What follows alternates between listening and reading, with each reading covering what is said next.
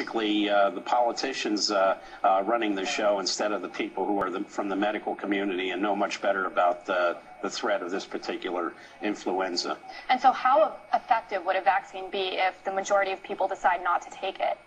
Well, for those who take it, of course, they can limit their exposure to others. But what we're basically hearing is there's a anti-vaccine movement now starting across America. As one person said from the public health community, said these people are revving up, almost like this is the enemy, and not they're going to invoke all these various protocols for emergency situations, treating these people who don't want to take the vaccine, forcing children as a predicate to enroll in school, for example, to take the vaccine is going to cause quite a few problems here amongst the public in the United States. And how much testing was actually done on this vaccine? How come we weren't able to find one that would, not have all these side effects? Well, to the testing, we're hearing, of course, there may be a recommendation for 3 vaccinations, 2 for the swine flu, 1 for the regular seasonal flu. But we all know about the side effects from 1975 and 76, and therefore this vaccine, even amongst people who work in the medical community, is not considered safe. And when are these decisions likely to happen? When will they decide if this will be mandatory or not? We're hearing that this second wave of the flu for the Northern Hemisphere will strike sometime at the end of September and reach peak in October, possibly. This is actually what happened with the 1918 flu. First cases in September, peaked in October, ebbed off in November. So we'll probably see this vaccination program come into full effect next month. Well, as we get closer to the deadline that they're supposed to bring these swine flu vaccines, we'll be sure to keep you updated on anything we hear about it. But for now, back to you in Moscow. Wow, and we'll cut right to the next. But now to a report in this morning's Washington Post that the Obama administration is considering implementing a new fall vaccination program against the flu, a plan that would require Americans to get not 1, not 2, but 3 flu shots. Dr. Nancy Snyderman is NBC's chief medical editor. Nancy, good morning. Hi, Meredith. Unprecedented this is. How would this work? Well, here's the idea. On the first Saturday when we knew swine flu was an issue, the Centers for Disease Control held a conference, and we were already talking with those of us who listened in about how you're going to ramp up manufacturing this new vaccine on top of the old vaccine. It takes a lot of time. Right. About 5 months. And the decision was made, if we're going to get the normal flu vaccine to the general public in the fall, to hold it up while we figure out the swine flu was perhaps going to put the entire population at risk. So at that moment, the decision was made, we would go into normal flu production for the normal vaccine, like it is. For seasonal flu. Right, for seasonal flu. Figure out what the swine flu really is, and then perhaps tag team a second vaccine on top of it. Okay, so that's why they didn't combine them into one shot, but why 2 additional shots for swine flu? For the normal seasonal flu that you and I talk about every year, there's a herd immunity to some extent, so you only need 1 shot. The new strain, we've never seen before, so that requires sort of thinking like when we give our babies or their first shot. You get your shot, it boosts up your immune system, and then you need a booster. So for the new H5N1 swine flu, for which there's no known immunity in our population, that requires 2 shots. I would think because it's hard to get people to take the original. As we know, shot, don't we, since you don't get your flu shot in the fall. No, I don't. Okay, I might this year, though. Good. But now you're asking people to get 3. That's a tough sell. Well, Meredith, I think you've hit the nail on the head. This is going to be a public relations, trust your government and your health officials public campaign. Mark my word, you and I are going to be talking about this a lot between now and fall. So I think what the government is likely going to do is urge people to early on get their normal flu shot and then trust the scientists to say the swine flu is for real, get these other 2. Now, we've yet to hear the clear, concise direction from the government, so I don't think we should jump on the bandwagon before we hear what the recommendation is.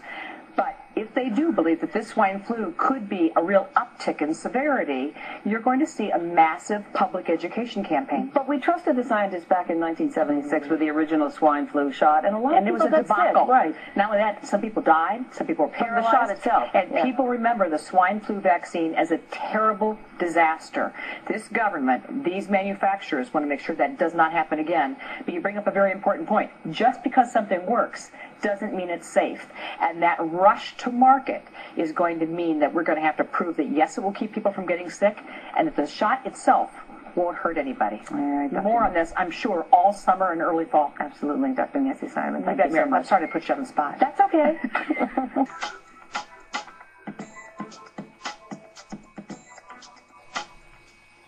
The flu season is upon us. Which type will we worry about this year? And what kind of shots will we be told to take? Remember the swine flu scare of 1976?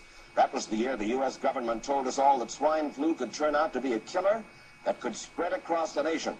And Washington decided that every man, woman, and child in the nation should get a shot to prevent a nationwide outbreak, a pandemic. Well, 46 million of us obediently took the shot.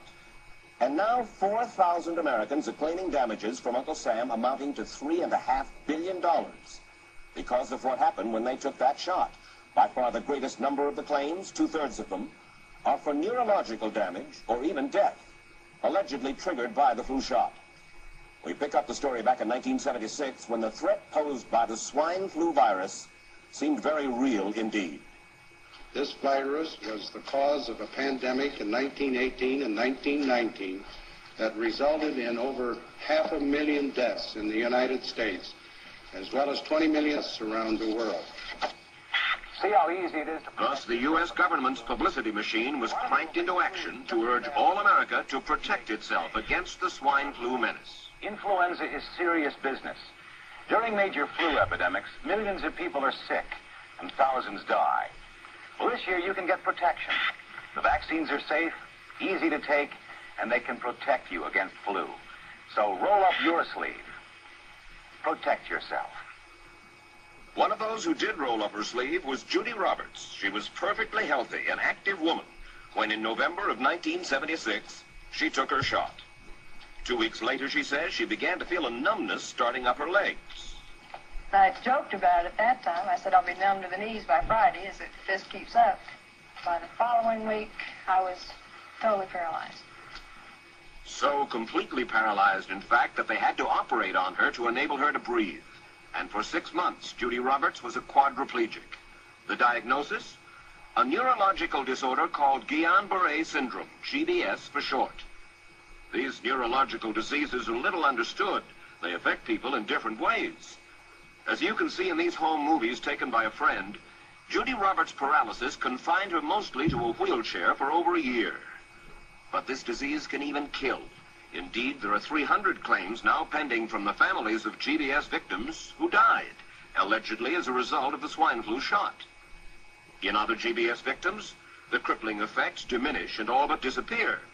But for Judy Roberts, progress back to good health has been painful and partial. Now, I noticed that your smile, Judy, is a little bit constricted. Yes, it is. Is it different from what it used to be? Very different. I have a greatly decreased mobility in my lips. And I can't drink through a straw on the right-hand side. I can't blow out birthday candles. I don't whistle anymore, for which my husband is grateful. It may be a little difficult for you to answer this question, but have you recovered as much as you are going to recover? Yes, this is it. So you will now have a legacy